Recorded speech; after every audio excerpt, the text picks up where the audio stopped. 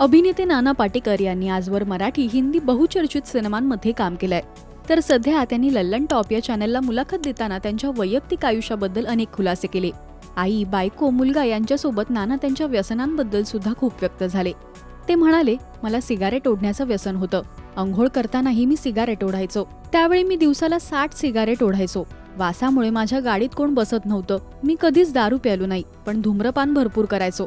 पण माझ्या बहिणीच्या काही शब्दांनी मला या वाईट व्यसनातून कायमची मुक्ती दिली. माझ्या बहिणीने तिचा एकुलता एक मुलगा गमावला होता. त्यामुळे एके दिवशी बहिणीने मला धूम्रपान केल्यानंतर खोकताना पाहिलं आणि तिने मला आणखीन काय बघायचंय असं विचारलं. तिचे हे शब्द ऐकून मी खूप दुःखी झालो आणि त्याच दिवसापासून मी सिगारेट सोडली. क्रांतीवीर, नटसम्राट, परिंदा, वजूद, वेलकम यासारख्या अनेक चित्रपटांमध्ये नानांनी महत्त्वाची भूमिका साकारत चाहत्यांचं मनोरंजन केलंय. मराठी, हिंदी आणि साऊथ सिनेसृष्टीत त्यांनी अनेक उत्कृष्ट कलाकृती सिनेसृष्टीला दिल्या आहेत. नाना पाटेकरांनी अभिनयाबरोबरच स्पष्ट वक्तेपणाने आणि साधेपणाने प्रेक्षकांची मनं जिंकली. तुम्हाला नानांचा कोणता सिनेमा जास्त आवडतो हे आम्हाला कमेंट्समधून नक्की सांगा.